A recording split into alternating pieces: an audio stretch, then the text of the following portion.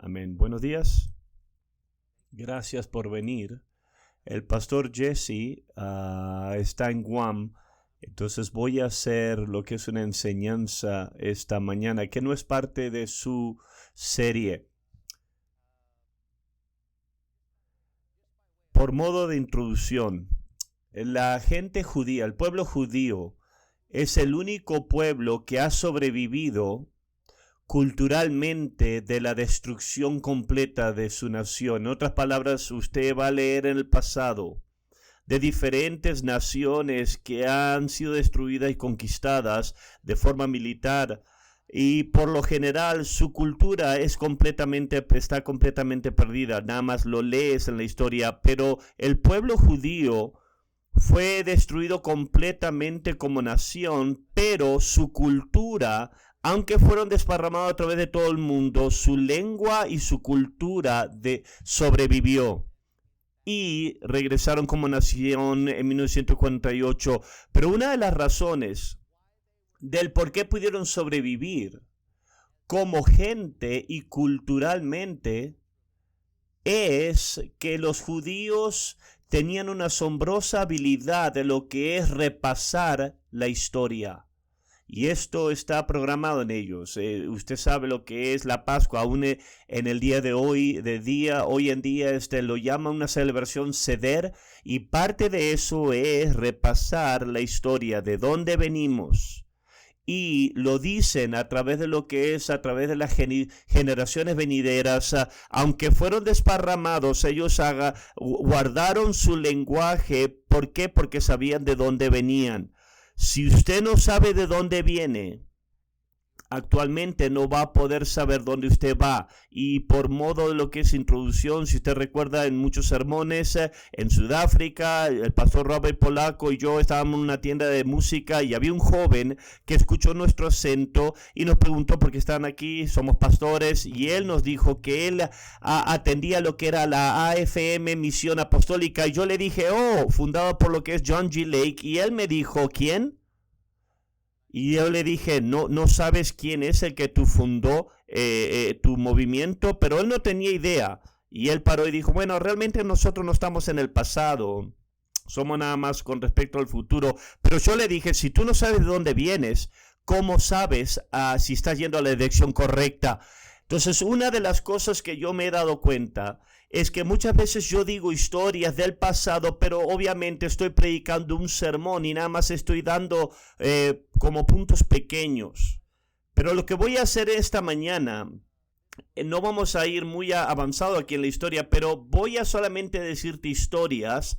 Historias son el punto aquí, y vamos a hacer aplicación a cómo vayamos, y quiero que puedas entender de dónde venimos como iglesia y como compañerismo, y vamos a aprender unas enseñanzas al correr de lo que es en esto. Y la enseñanza de hoy, la lección de hoy pero no sé si vamos a hacerlo todas las enseñanzas, pero vamos a regresar tiempo a tiempo y vamos a dar historias. Esto es Piedras Conmemorativas, parte 1. El título viene del pasaje que vamos a leer, Josué capítulo 4 al 7. Entonces Josué llamó a los 12 hombres que él había designado entre los hijos de Israel, uno por cada tribu, y les dijo: Josué, pasad ante el arca de Jehová, vuestro Dios, hasta el medio del Jordán, y cada uno de vosotros tome una piedra sobre su hombro, conforme al número de las tribus de los hijos de Israel, para que esto quede como una señal entre vosotros. Y cuando vuestros hijos pregunten a sus padres mañana, ¿qué significa estas piedras?, le responderéis: las aguas del Jordán y fueron divididas delante del arca del pacto de Jehová. Cuando ella pasó el Jordán, las aguas del Jordán se dividieron, y estas piedras servirán de monumento conmemorativo a los hijos de Israel para siempre. Antes de avanzar, aquí está el texto, están cruzando hacia la voluntad de Dios, y Dios, muy importante, Dios es un milagro. Dios aparta las aguas, y Dios le dice: quiero que hagan unas piedras, que hagan unas piedras conmemorativas. A donde ustedes vayan, yo quiero que la gente recuerde qué pasó en el pasado, porque eso va a ayudarte en el futuro. Entonces eso es la base aquí de lo que esta enseñanza, esta lección es. Y vamos a hablar de lo que es los primeros años. Si usted nos está visitando nuevo en nuestra iglesia y nuestro compañerismo fue fundado por mi padre, mi papá Wayman y Nelda Mitchell fueron los fundadores, y voy a decir la historia de su vida, de su salvación y su ministerio temprano. No vamos a ir muy profundo en la historia, pero eso es el punto. No quiero apurarme en esto. Mis padres, déjame explicarte un poquito de su conversión. Por las dos partes, mis padres, la familia de mis padres no eran personas que iban a la iglesia, no eran cristianos. Eran pecadores. Y no te voy a molestar mucho en decir su historia de su familia, pero realmente no eran personas que iban a la iglesia. Mis padres nos decían que los dos de ellos me decían que solamente ellos recordaban solamente lo que es ir a la iglesia 2 veces en toda su vida antes de su salvación, y eso fue como niños. Mi padre los llevaron a una escuela dominical quizás 2 veces en toda su vida. Mi mamá nos dijo básicamente lo mismo, los dos de ellos. Entonces ellos no tenían puntos referentes cristianos, ellos no tenían ningún antecedente cristiano de ninguna clase. Pero mi papá me dijo que él tenía un abuelo que era un metodista laico. Entiendes que la iglesia metodista en sus tiempos tempranos eran pastores que no trabajaban tiempo completo y los llamaban metodistas laicos. Y me decía mi papá que este hombre, su abuelo venía y lo visitaba. Yo creo que su abuelo, yo nunca lo conocí, él falleció antes de yo nacer, pero mi papá recordaba a su abuelo que él lo visitaba y se sentaba en la yarda con una Biblia y él oraba y él leía su Biblia, y mi papá hacía el comentario que su abuelo oraba por él. Piensa acerca de esto, qué profundo es esto. Aquí está la primera enseñanza que podemos aprender en la vida de mis padres, y eso es con el poder de la oración. Vamos a leer Santiago, capítulo 5, 16. Cuando una persona creyente ora, grandes cosas suceden. Esta es la traducción de lo que es el siglo nuevo. Dice, cuando una persona creyente ora, cosas grandes pasan. Cuando tú oras, tu familia puede ser salvo. ¿Cuántos dicen amén? Entonces, aunque en lo que es los factores naturales no había influencia de Dios en el hogar, pero un abuelo creyente oró y sin duda eso se conectó a la salvación de mi papá. Y no nada más. Su familia puede ser salva, pero usted nunca sabe lo que usted puede nacer a través de la oración. Yo nunca conocí a mi abuelo, pero yo le doy gracias a Dios porque yo estoy mirando lo que él dio nacimiento. Él no tenía idea que cuando tú oras por alguien, lo que eso se puede convertir de sus vidas. Mis padres se conocieron en un baile en Phoenix. En un local en Phoenix, era muy conocido, muy popular, y él siempre me decía, yo vi la muchacha más bonita de ese lugar. Se casaron y tuvieron lo que es su primer bebé, mi hermana Terry, y ellos empezaron a lo que es vivir su vida, y su hija Terry murió de repente cuando tenía 10 meses de lo que es de edad. Eso es, ahora se llama lo que es el síndrome de lo que infancia de muerte. Y estaban empezando ahora. Mi papá tenía 24 años de edad, mi mamá más o menos tenía 20 años de edad, y ahora su bebé de repente se muere. eran pobres en ese momento y él tenía un hermano mayor que era cristiano, un real cristiano. Su nombre se llamaba George y Iona, eran buena gente y mis padres no tenían dinero para pagar el servicio fúnebre. Entonces mi tío George firmó un cheque en blanco y se lo dio a su hermano menor, Wayman. Le dijo, lo que el servicio fúnebre coste, tú paga con esto. Entonces piensa acerca de esto. Aquí está la segunda lección o enseñanza, el poder de lo que es la bondad. Nosotros evangelizamos, testificamos en las calles, le decimos a la gente personalmente, invitamos a gente, nunca sobreestimes el poder de la bondad. Yo no pienso que George y Ion eran muy radical en tu rostro evangelistas, pero ellos amaban a Dios y eso movió tanto a mis padres que hicieran eso por ellos, que George y Ion los invitaron a la iglesia y aquí está la tercera vez en toda su vida que ellos fueron a la iglesia y mis padres se salvaron a la edad de 24 y a la edad de 20. Aquí hay otra enseñanza. La persona que tú tienes, que tienes contacto, una sensibilidad en un tiempo de necesidad, sensibilidad, sabiendo que mis padres estaban quebrantados y no tenían respuestas. Ellos los alcanzaron y fueron sensitivos a lo que ellos estaban pasando. Por lo que estaban pasando. Si tú pones atención sobre lo que la gente está pasando, tú nunca vas a saber el impacto que tú vas a poder tener en ellos. George y Ion fueron fieles en invitarlo y el poder de bondad y sensibilidad, amén, en un tiempo de necesidad. Ahora están salvos. Ellos respondieron a una llamada al altar a la edad de 24 y 20 años. La próxima enseñanza es el poder de lo que es la hospitalidad.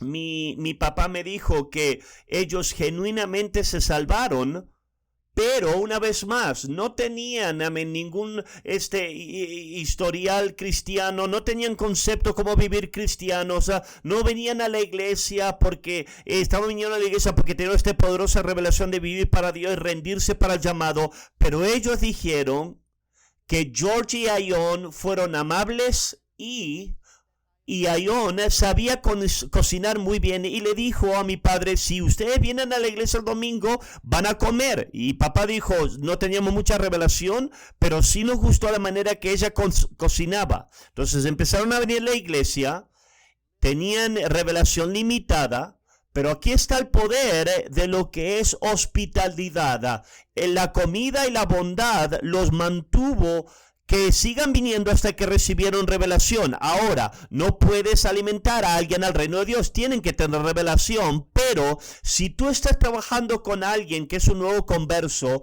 hay veces que tú vas a tener que mantenerlos que sigan viniendo. Tu trabajo no es arreglarlos, tú tienes que seguir que sigan viniendo hasta que Dios se haga real para ellos. Romanos 12:13, contribuyendo para las necesidades de los santos, practicando la hospitalidad.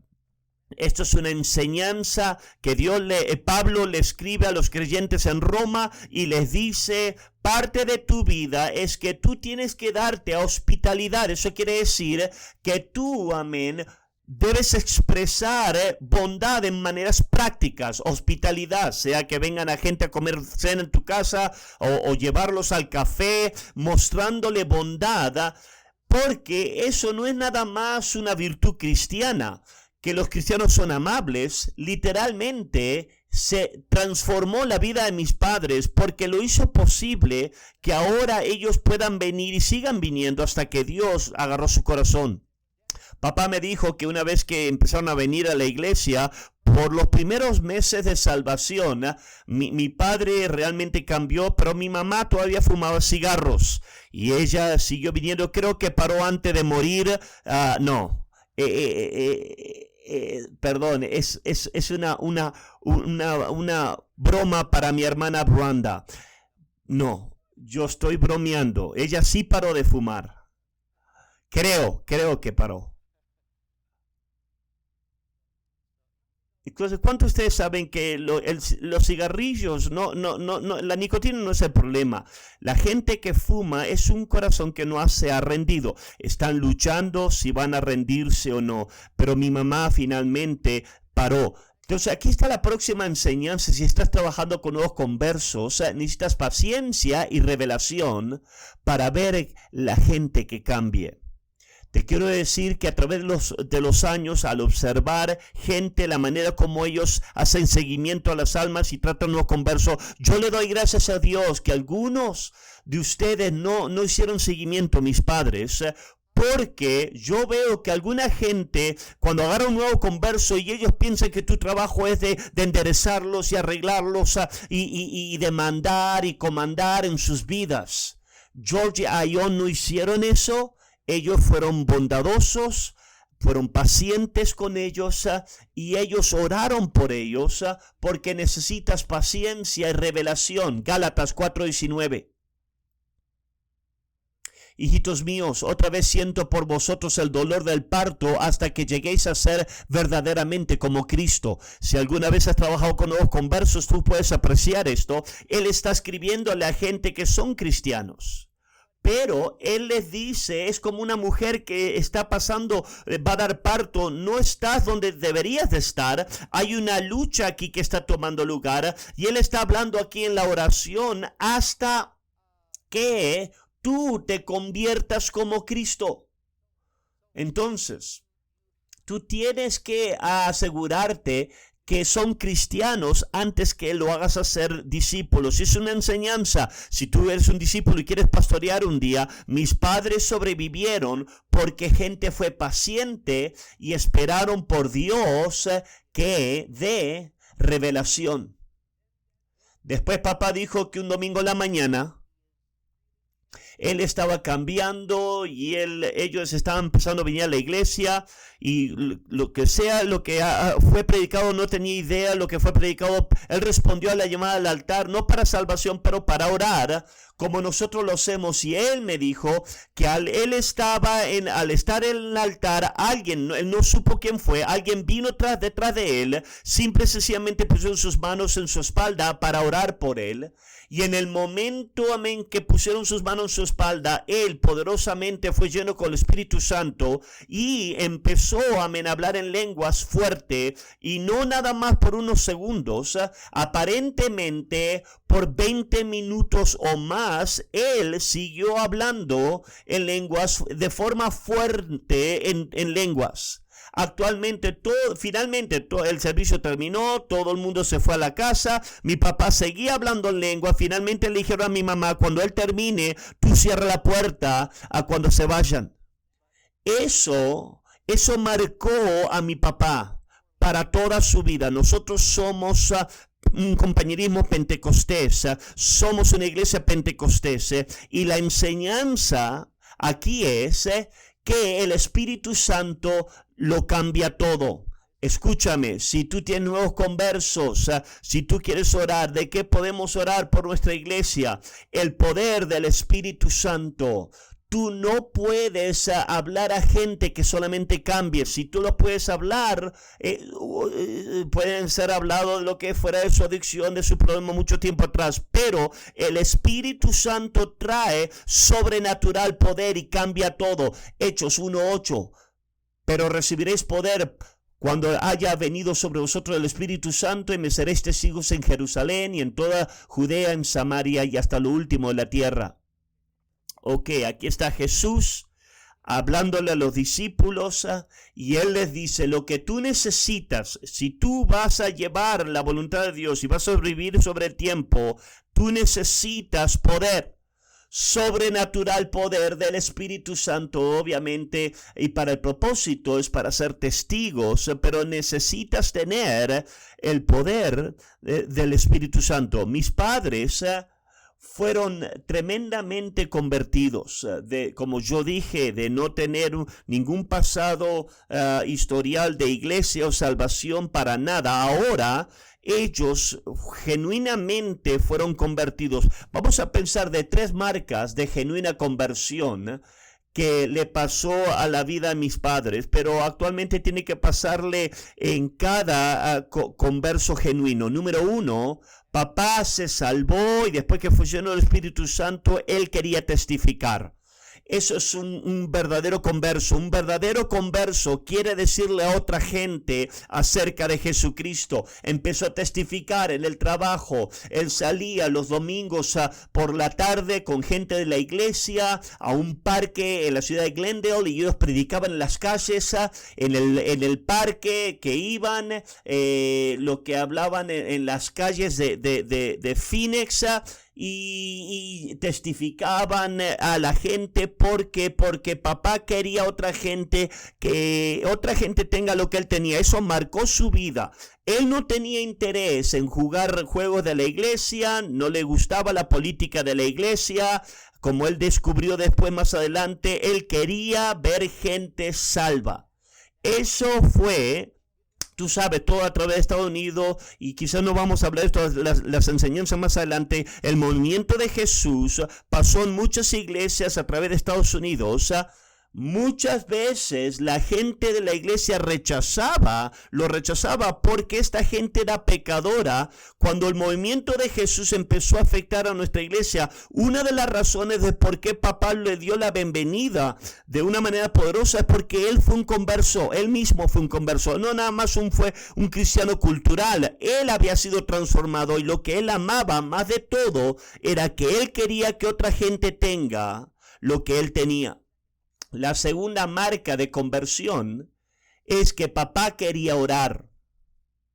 Tú tienes que entender que en la iglesia que él fue salvo, ellos tenían oración una vez a la semana y actualmente en esa parte del tiempo no oraban. Te estoy diciendo por su propia descripción. La idea de ellos orar era que alguien iba, leía una escritura por unos momentos y todos se iban a su asiento, su silla, y básicamente la persona que estaba dirigiendo la junta se sentaban y iban a su casa. Pero papá poderosamente fue convertido, tenía problemas en su vida, quería conocer la voluntad de Dios, entonces él empezó a orar todos los días. En Phoenix, Arizona, están viviendo ahí originalmente en el invierno en un galpón atrás en la yarda, y él iba y antes de trabajar oraba. Como tú sabes, Phoenix tiene inviernos y después tiene el infierno. Esas son las dos estaciones. Obviamente se convirtió muy caliente, con mucha calor. En ese tiempo estaban viviendo con mi abuela y con la mamá de mi mamá, y él dijo, no había aire acondicionado en esos días. La habitación más fresca de la casa en el verano era el baño, y él decía que él iba al baño, él se arrodillaba en el piso, él bajaba la tapa de la taza del baño y es ahí donde él oraba, y él lo hizo todos los días. Esto es aquí donde su corazón para la oración vino. Aquí hay otra enseñanza, lección. La oración determinará el curso de tu vida. Como tú sabes, mi papá se salvó a la edad de 24 y se murió antes de casi cumplir 91 años. Por casi 70 años de su vida oraba. Venía de viajes, oraba. Antes de la iglesia, si no aconsejaba, estaba en la oración. La oración va a determinar el curso de tu vida. Y eso es una poderosa enseñanza de la vida de mi papá. La tercera marca de conversión era que papá quería hacer la voluntad de Dios. Y eso es verdad, un genuino converso, una persona que realmente ha sido tocada por Jesús. Quizás no lo hagan inmediatamente, pero cuando han sido transformados, ellos quieren hacer la voluntad de Dios. Entonces, él tenía un deseo: Dios, yo quiero que tú uses mi vida. Es más, empezó a pensar, quizás yo soy llamado para predicar.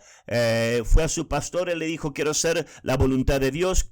Pienso que quizás soy llamado a predicar. Entonces, ¿qué es lo que tengo que hacer? Y le dieron el aviso, el único aviso que conocí en esos tiempos, que él iba a la iglesia cuadrangular en la iglesia, y él le dijeron, ve a la escuela bíblica. a un instituto bíblico. Entonces se mudaron a Los Ángeles, California, y él se unió a la Biblia, a la escuela bíblica de lo que es la vida, donde lo que es donde ahí sale la iglesia cuadrangular, y mi papá trabajaba un trabajo durante la mañana, y él iba a la escuela bíblica a la noche, y él podía y servía una iglesia local en el área de lo que era Los Ángeles sobre los fines de semana. Esto es muy importante si tú quieres entender nuestro compañerismo. La experiencia de mi padre en la escuela bíblica, colegio bíblico, les enseñó enseñanzas que formó nuestro compañerismo más adelante. Él aprendió buenas enseñanzas en la escuela bíblica. Él te diría que él aprendió cómo estudiar la Biblia, enseñanzas cómo predicar, doctrina. Habían cosas buenas que aprendió en la escuela bíblica y él lo reconoció, pero él también dijo que él al atender a la iglesia, a la escuela bíblica, fue uno de los pocos conversos en la escuela bíblica, en el colegio bíblico. De acuerdo a él, la mayoría de los estudiantes que iban a las clases no eran pecadores que habían sido salvos, eran niños de iglesias que por la mayoría que sus padres tenían miedo que iban a entrar en problemas o quizás ya estaban en problemas, y ellos pensaban, si los mandamos a la escuela bíblica, a un colegio bíblico, eso va a mantener a nuestros hijos en línea, o algunos de ellos pensaban que quizás iba a salvar a sus hijos. Y mi papá decía que era diferente. Él había sido poderosamente salvo del pecado, y ahora hay niños buenos que están saliéndose y están preocupados de ellos y están entrando a la escuela. De toda su clase, no me acuerdo los números de estudiantes que había, pero a través de los años, solamente él dijo 4 de esos alumnos se convirtieron pastores en tiempo completo. Algunos de ellos enseñaban adoración o tenían diferentes cosas, pero de convertirse pastores, solamente 4 de la clase de él, porque no estaban ahí por las mismas razones que él estaba. Pero mi papá me dijo que había muchas enseñanzas negativas, lecciones negativas que aprendió de lo que era la escuela bíblica. Muchos de los profesores, él decía, creían falsas doctrinas y enseñaban falsas doctrinas. Algunos de ellos eran antipentecostales. Imagínate de esto. Ellos están enseñando en un colegio pentecostés, y ellos están enseñando en contra Pentecostés. Y esas son las enseñanzas que él aprendió. Él recuerda muy claramente que había una clase de lo que era sanidad divina, y él dijo que otro maestro escuchó al profesor enseñando lo que era sanidad divina, y de repente puso su cabeza en la puerta y dijo, pero no creemos ya eso más. Entonces esto, él dijo, eso fue la atmósfera que él estaba en contra. Él dijo que el hombre encargado de lo que era en contratar nuevos profesores, no sé si era lo que era, cuál era el director, él mismo era un calvinista. Él creía que una vez que tú te salvabas, siempre estabas salvo, y porque él estaba encargado de lo que era contratar, muchos de los profesores que él contrató fueron calvinistas, creían en eterna seguridad, y esto es lo que empezaron a enseñar. Y empezaron a publicar. Y papá dijo, porque actualmente, porque él no creía eso, y porque él entendía esto correctamente, él tomó mucho de su tiempo en la escuela bíblica peleando en contra de falsa doctrina. Rechazó eso, y él dijo, eso no es verdad. Pero a través de todo, él salió de eso con un entendimiento, y esto es fundamental para nuestro compañerismo, que a través de los años él sintió que todo lo que es la base de la escuela bíblica, la premisa de la escuela bíblica es incorrecta. Número 1, él dijo, amén, está defectuoso la manera que enfrentan.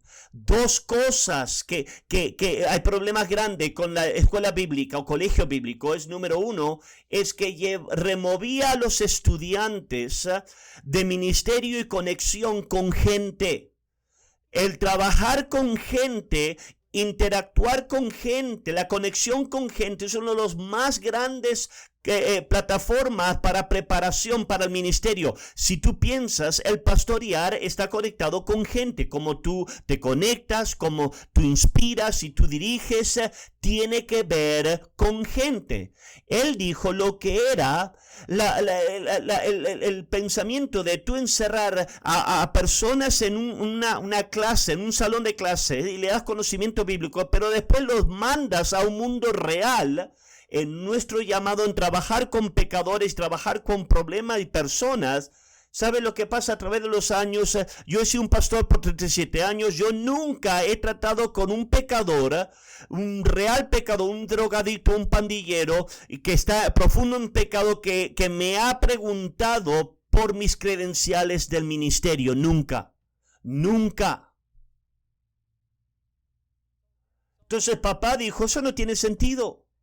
La segunda cosa era que la idea que tú cualificas para tu ministerio de acuerdo a tu academia y no tienes carácter. Teóricamente tú puedes ser un asesino en serie, pero si tú puedes pasar la prueba de academia, puedes cualificar como pastor. Estoy usando extremos, ¿verdad? Por las dudas, si te preguntas, pero imagínate, carácter. Tú puedes ser inmoral, tú puedes ser un ladrón, tú puedes estar golpeando a tu esposa, tú puedes ser una persona terrible, pero puedes ser bueno en aprender libros. Entonces tú puedes cualificar como pastor. Y también lo que vio también el defecto de la escuela bíblica o colegio bíblico es de lo que es una manera de mostrar cómo tú puedes ser usado. Como pastor, yo, cuando estoy trabajando con discípulos que me dicen que quieren predicar, yo no les doy pruebas, amén, de conocimiento, de inteligencia, eres el más inteligente. Ese no es el punto. Lo que yo estoy en busca es demostrar una demostración de cómo ellos pueden ser usados. Eres fructífero, eres bueno en trabajar, hacer seguimiento con nuevos conversos, tienes un trato bueno con personas, y mucha gente me dice, oh, quiero predicar. Pero ¿sabes qué?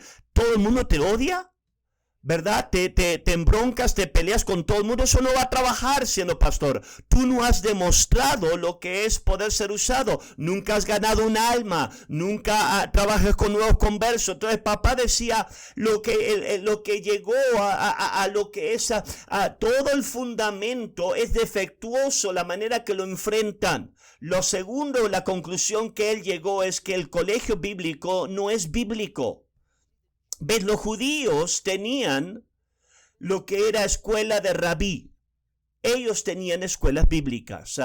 Ellos tenían escuelas de escrituras, podríamos decir, pero Jesucristo, Dios en la carne, no usó el método judío de la escuela de escrituras.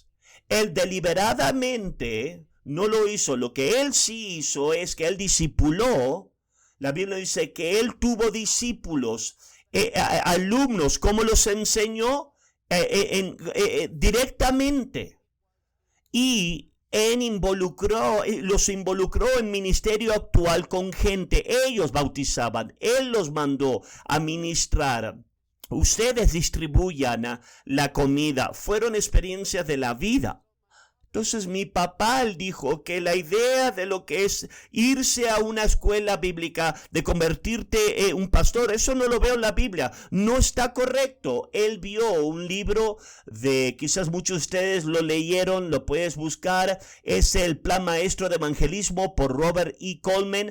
Cuando mi papá leyó ese libro, dice que él sonó una verdad, porque hay principios que aún usamos hasta el día de hoy, pero él dijo, pero lo que este hombre está enseñando actualmente, eso es lo que necesitamos hacer para entrenar a hombres, pero él no sabía hacerlo, cómo hacerlo, no entendía que esto era fundamental. Y mi papá dijo unas palabras que decía, a menudo decía que él sí se agarró lo que era un diploma en teología. Dice, yo no me gradué del colegio bíblico, yo apenas sobreviví al colegio bíblico con mi propia alma. Eso es una enseñanza fundamental que formó a él.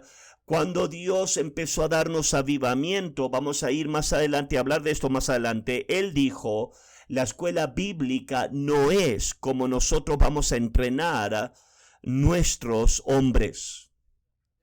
Hay otra enseñanza que quiero darle la vida de mis padres, y eso es que Dios está en cargo de tu vida. Acuérdate que yo siempre digo estas dos palabras, el fundamento de mi vida: mi Padre Celestial me ama mucho. La enseñanza número 2 es que Dios es más inteligente que yo. En la sabiduría de Dios, ¿cómo se ve en la vida de mis padres? Es que Dios está en cargo.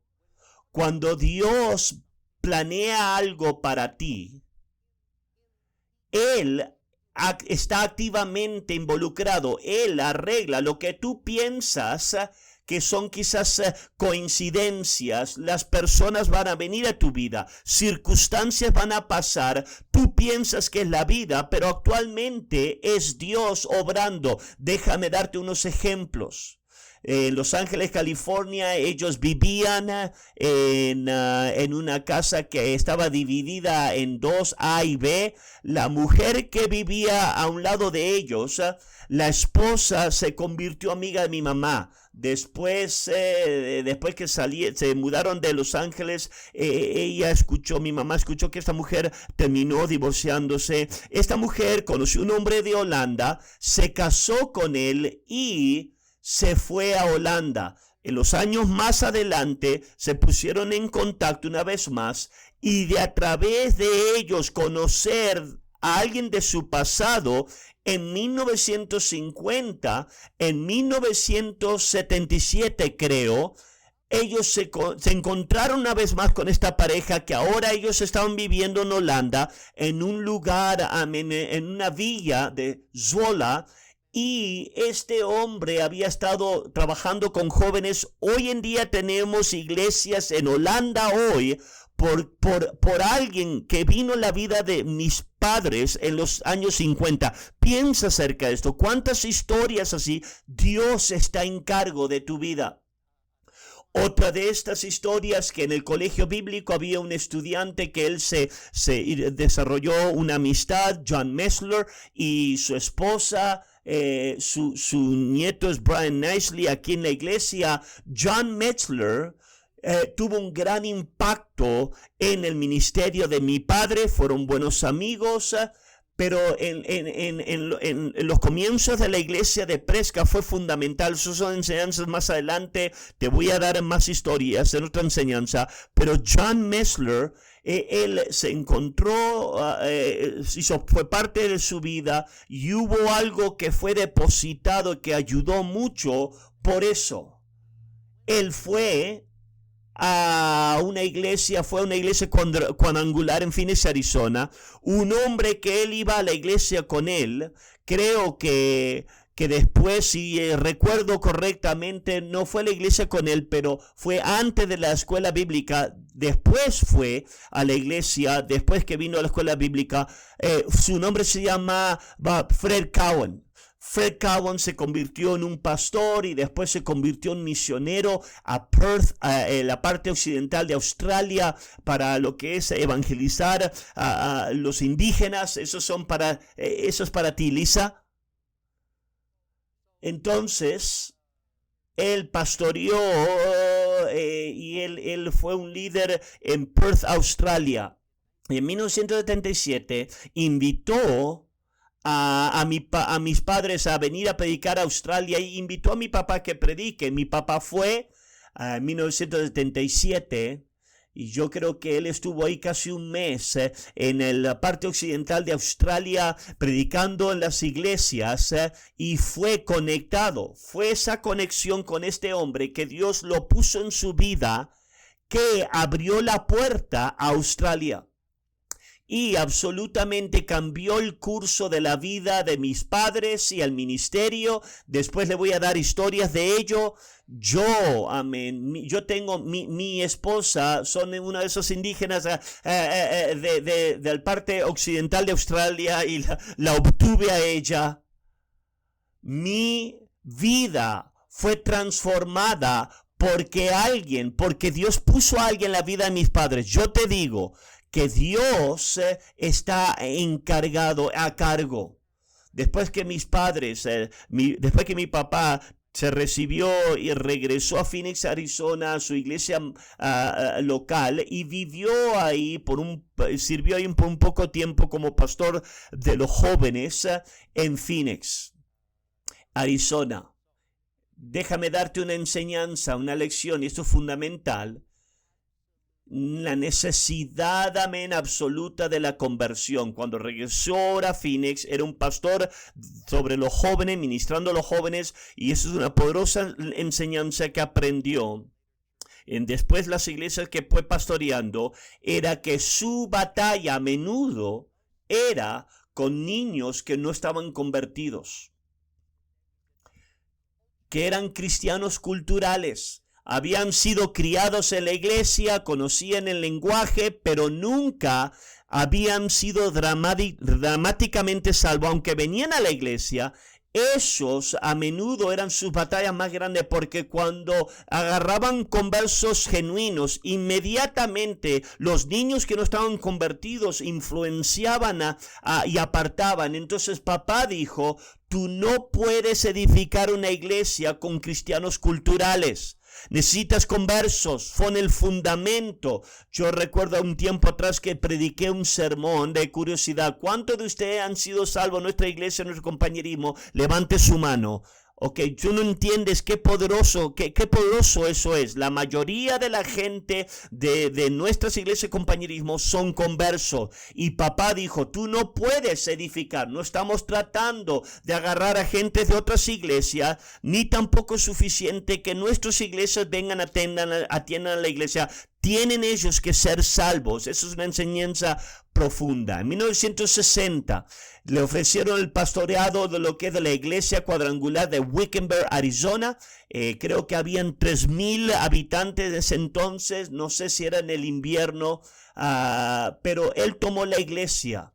Dos enseñanzas que vamos a solamente tener tiempo para esto, y eso es, primeramente en Wickenburg, fue que lo que es identificarse con Pentecostés. En 1950 y 60, las iglesias pentecostales eran vistas con recelo y con sospecha. El término Pentecostés, amén, se burlaba que estaba dándote vuelta en las hileras de la iglesia, era raro, pero habían pastores que eran pentecostés y no se querían identificar como pentecostés. Y cuando vino y tomó la iglesia mi papá de Wickenburg, un pastor antes de él tenía un rótulo en la iglesia, un cartel decía lo que era el evangelio pleno, y era la manera que ellos decían de que ellos eran pentecostés sin poner las palabras pentecostés. Y vino y trajo una pareja que hicieron un avivamiento en la iglesia cuadrangular. Tenían pastores, mujeres pastores. Entonces vino un pastor con su esposa que vinieron y agarraron, hicieron un avivamiento. Recuerda, no había oración ante el servicio, pero antes, cuando vinieron, amén, estas personas eran un avivamiento, vinieron ellos antes, ellos iban a la plataforma, ponían su silla y esta pareja oraba. Y ellos oraban en lengua y oraban fuerte, amén, con celo de ser pentecostés, y en su ministerio los dones del Espíritu Santo estaban operando en ellos, y eso impresionó tanto a mi papá que él fue y cambió el rótulo y él puso una iglesia pentecostés, y para siempre dijo, nosotros somos pentecosteses. Eso es profundo. Y finalmente en Wickenburg él aprendió una enseñanza del poder de dominio. Dominio es el derecho para arreglar, o quien determina lo que va a pasar aquí. La iglesia de Wickenburg siempre había luchado financieramente. Nunca en su historia habían ellos podido apoyar a un pastor. Siempre el pastor trabajaba un trabajo. La iglesia siempre luchaba para pagar sus deudas. Un día él dijo que él estaba orando de esto, y un día él dijo que él se enfadó de eso y dijo, ¿sabes qué? Eso no está bien. Él fue a la iglesia, solamente él, a la iglesia de Wickenburg pequeña, y dijo que él oró fuertemente y le dijo, diablo, remueve tus manos de las finanzas que Dios ha ordenado que esté para esta iglesia. Él oró primeramente en la mañana, en una hora, dice que alguien golpeó la puerta, una mujer vino y se paró de la iglesia y le dijo a mi mamá, le dio un sobre a mi mamá y le dijo, yo estaba sentada en la casa y recordé que vendimos unas tierras, nunca dimos un diezmo y en ese sobre habían $1,100. En 1960 era mucho dinero. Después de eso, hubo otra persona que golpeó la puerta y una mujer dijo, Dios me recordó que habían cosas que yo no había dado diezmo y le dio otro sobre con $300. Entonces papá aprendió una enseñanza de dominio. Que en la vida, alguna de las cosas que tú estás luchando en contra personalmente, sea financiera, fruto, sea muchas cosas que tú puedes estar luchando, la real cosa que tiene que pasar es que tú tienes que tomar dominio. Diablo, tú no vas a arreglar. Eso es parte de la oración. La oración no nada más es pedirle a Dios, por favor, Dios nos ayuda. Es una batalla. Y cuando tú te levantas y tomas dominio, él dijo, eso lo marcó para el resto de la vida. Eso es el deber de cada creyente, que nosotros tenemos que tomar dominio. Esas son algunas de las tempranas enseñanzas, amén, de la vida. Mateo 16:19, y a ti te daré la llave del reino de los cielos. Todo lo que haces en la tierra será atado en los cielos, y todo lo que desates en la tierra será desatado en los cielos. Esto es cuando Jesús está hablando de la iglesia, lo que es formado en la iglesia, la idea de la iglesia, la junta de la gente, es la idea de lo que es autoridad espiritual, las llaves. El que tiene la llave determina lo que va a pasar y no va a pasar.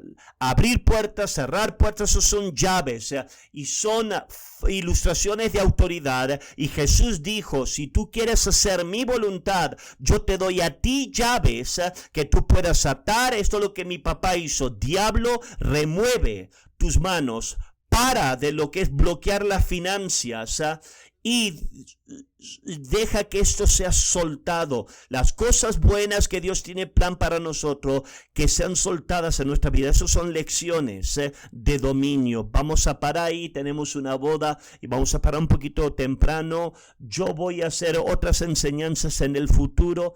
Estamos en el 1960, nos va a tomar un poco de tiempo, pero espero que usted se haya gozado de eso. Dios lo bendiga, el servicio va a empezar a las 10:30.